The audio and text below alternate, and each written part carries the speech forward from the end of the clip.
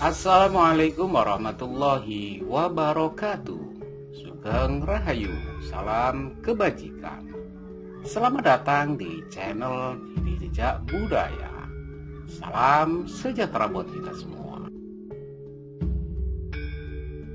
Pada kesempatan yang baik ini, tak lupa saya senantiasa selalu mendoakan sedulur dan panjenengan semua. Semoga selalu diberi kesehatan dan kelimpahan rizki dari Sang Penguasa Jagat Alam Raya Allah Subhanahu wa Ta'ala. Amin.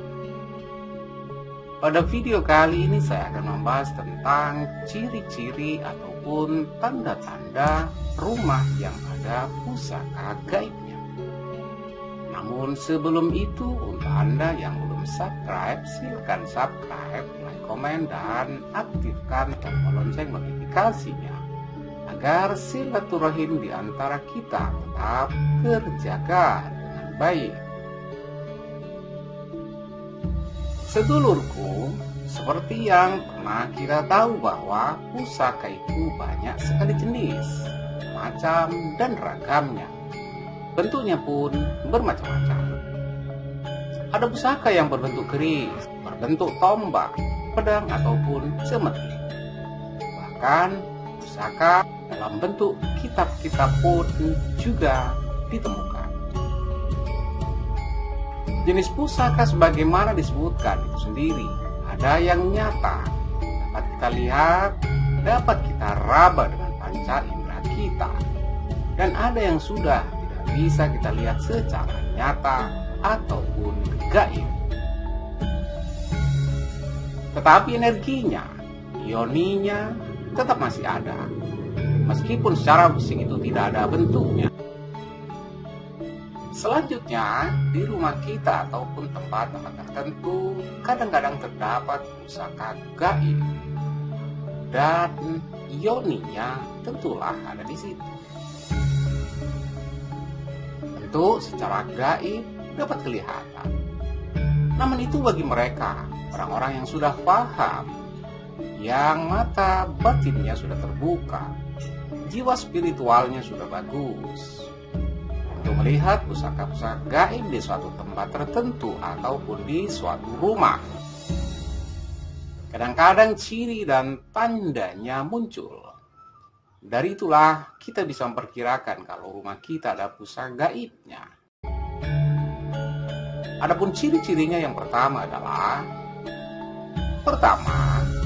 biasanya suhu udara di rumah cenderung menjadi lebih dingin dibandingkan dengan rumah lainnya. Kadang-kadang pun suhu udara itu malah seperti udara lembab. Di tempat tertentu, semisal sebuah pojokan rumah bagian belakang, energinya tampak berbeda, terasa dingin. Ataupun di kamar tertentu, energinya dingin banget, suasananya seperti lembab. Umumnya ciri ini menunjukkan terdapat pusaka gaib. Akan tetapi, kalaupun satu ciri saja, belum bisa serta-merta memastikan kalau memang ada pusaka gaib. Kedua, rumah yang ada pusaka gaibnya itu biasanya sering muncul sosok benda pusaka tertentu. Mungkin panjenengan sekelebat melihat bahwa di kamar panjenengan ada keris ataupun jenis lainnya. Tempatnya juga di situ dan kadang sering muncul di situ juga. Tanda yang paling utama kalau sering muncul sosok atau bentuk atau perwujudan keris ataupun pusaka lain di kamar panjenengan, tetapi setelah itu hilang, itu artinya ada pusaka gaib di tempat itu. Ditambah kemunculannya itu sering dan mungkin terlihat tidak hanya di waktu malam ataupun pagi. Bisa jadi pas malam, Jumat Kliwon, ia pun muncul. Yang melihat anak kita, malam Jumat Kliwon mendatang muncul. Kebetulan yang melihat adalah istri panjenengan. Dan kemunculan tempatnya pun juga di situ-situ saja.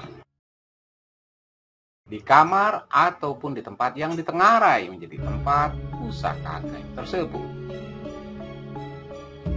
Ketiga, rumah yang ada pusaka gaibnya itu biasanya anggota keluarga yang di situ sering bermimpi yang diperlihatkan benda pusaka. Dalam mimpinya, tempatnya biasanya juga diberitahu di kamar ataupun tempat lain. Jadi sering bermimpi semacam itu. Dan yang bermimpi itu tadi juga terjadi pada anggota keluarga yang lain. Diperlihatkan sosok benda pusaka itu. Artinya, di rumah panjenengan itu ada benda pusakanya. Terlebih mimpinya itu sering terjadi. Kemudian tempatnya pun juga diperlihatkan. Keempat, ciri kalau rumah panjenengan ada pusaka gaibnya, biasanya muncul cahaya. Cahaya ini berupa kilatan cahaya dari dalam rumah yang melihat biasanya orang lain. Bisa saja anggota keluarga tersebut dan orang lain. Cahaya dapat muncul di waktu-waktu tertentu. Kadang-kadang ada cahaya dari langit masuk ke rumah panjenengan.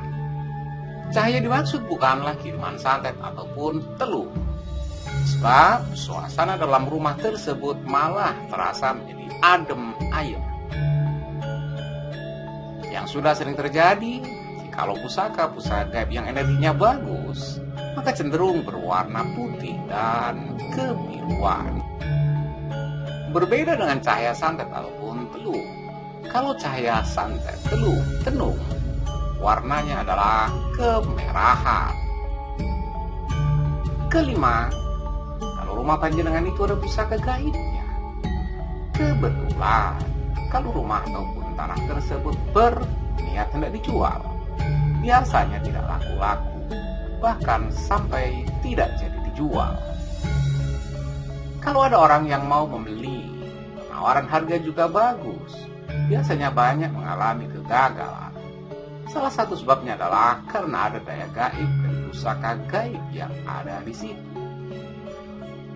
Keenam, ciri kalau rumah Anda ada pusaka gaibnya itu biasanya kalau rumah tersebut hendak dibongkar ataupun direnovasi secara besar-besaran, cenderung ada saja halangan dan alasan sehingga tidak jadi dibongkar ataupun direnovasi. Hal itu sebagai tanda-tanda kalau memang ada penghuni di situ, yaitu yoni daripada pusaka gaib. Yang ketujuh, rumah yang ada pusaka gaibnya itu biasanya sering ditempati binatang yang unik. Sebagai contoh, di rumah atau di kamar rumah panjenengan itu tiba-tiba dihuni oleh cicak yang ekornya bercabang. Kadang muncul tapi terkadang tiba-tiba hilang. Namun, suatu ketika ia pun akan muncul kembali.